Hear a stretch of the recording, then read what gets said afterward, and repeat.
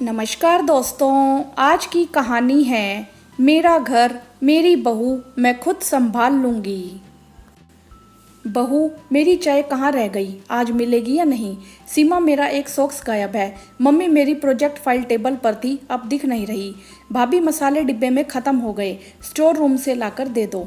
भैया का डिब्बा तैयार करूँ? देख कमला, तू तो शांति रख, बाकी लोग भूल जाते हैं, पर तुझे तो याद है ना कि मेम साहब के 2 हाथ हैं। सीमा ने चाय उठाई और सास के कमरे की ओर बढ़ गई। निखिल, फाइल टेबल पर नहीं है तो ड्रॉर में देखो। बस मम्मा मम्मा। मिस्टर हस्बैंड देखो, दोनों सॉक्स एक साथ बंधे हुए हैं। जब देखो चिल्लाना शुरू। सीमा सबको सामान देती हुई स्टोर में आई मसाले निकालकर रसोई में पहुंची तो कमला, भाभी यह तो खराब हो रहे हैं, इन्हें धूप दिखानी पड़ेगी। कमला के बोलते ही सीमा का दिमाग खराब हो गया। एकदम चुप। मम्मी जी नुकसान होता देख और 4 बातें सुनाएंगी। जब मम्मी दिन में आराम करेगी तब इसे धूप दिखा देंगे। हाँ, तो यह काम तो आंटी जी खुद भी कर सकती हैं, उसके लिए आपको क्या सुनाना। अरे मम्मी जी, बात पहले मेरी लापरवाही से शुरू करेंगी, फिर हमारे ट्रिप को कोसेंगी, बात मेरी नौकरी पर आ जाएगी। मतलब? कमला हैरानी से। बहू को तो सैर सपाटे की लगी थी, पर पीछे से राशन संभाल कर जाना था। कमाती है इसीलिए पैसों की जरा कदर नहीं।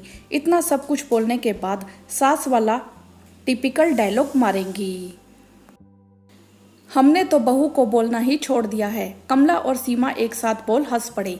आज नाश्ता मिलेगा या यूं ही खीखी चलती रहेगी? इमरती जी ने गुस्से से आवाज लगाई। सीमा कमला झटपट काम करने लगे। इमरती देवी जी एक कड़क स्वभाव की महिला थी।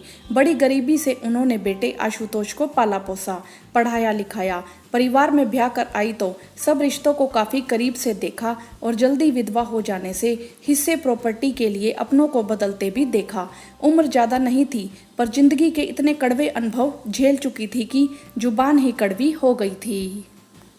पर इस कड़वी बोली के पीछे एक नरम दिल भी था। रिश्तेदारों में अपनी इसी स्वभाव के कारण वह बदनाम भी थी। सबको लगता था कि बहू कोई भी आए इनके घर ज़्यादा टिक नहीं पाएगी, लेकिन बहू सीमा का इमरती के घर में नौकरी के साथ टिक जाना सबके लिए कौतूहल का विषय था। एक दिन सीमा की बुआ सास का आना हुआ। सीमा को हैरानी भी थी, क्योंकि शादी के इतने सालों में कोई रिश्तेदार नहीं आया था। मम्मी, आज तो कामिनी बुआ जी आ रही हैं, क्या स्पेशल बनाऊं? कुछ ना, जो रोज बनता है। जब तक गरीब थे कोई देखने तक नहीं आया। माँ बेटे जिंदा हैं या मर गए। आज जब भगवान की दया से सब कुछ है, तब इनको अपनी भाभी भतीजा याद आ गए हैं। सीमा को लगा बेकार ही पूछा। उसकी सासू माँ को तो कोई अच्छा नहीं लगता, बहू हो या नंद।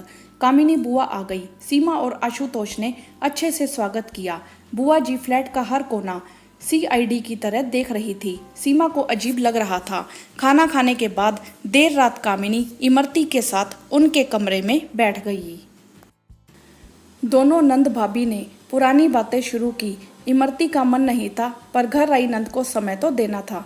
भाभी, सारी जिंदगी बच्चों और परिवार के पीछे निकाल दी, तुम खुद को भूल गई। अब जब आराम करने का समय आया तो बहू नौकरी वाली ले आई, फिर उसको इतनी आज़ादी दे दी। अभी कुछ दिन पहले उसकी हिल स्टेशन की फ़ोटो को सोशल मीडिया पर देखा। फ़ोटो में पहनावा देखकर मैं और आपके नंदोई जी शर्मिंदा हो गए। आप भूल गए आप किस खानदान की बहू हैं। आपने इज्जत कमाई, आपकी बहू उस पर मिट्टी डाल रही है।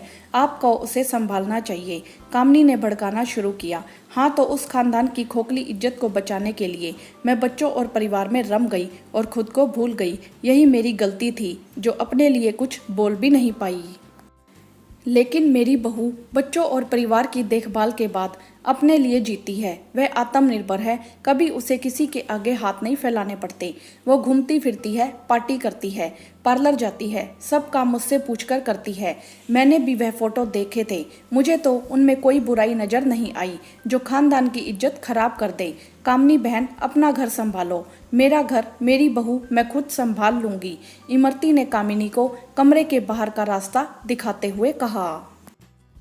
कामिनी को समझ आ गया था, जहाँ रिश्तों में विश्वास अपनेपन की मजबूत डोर होती है, वहाँ आग लगाने का कोई फायदा नहीं। सास के पैरों में मालिश के लिए तेल लाई सीमा कमरे के पास खड़ी सब सुन रही थी। आंखों में शर्मिंदगी के आंसू थे और मन आत्मगलानी से भर गया था। अपनी सास का ये रूप उसने पहले देखा ही नहीं था।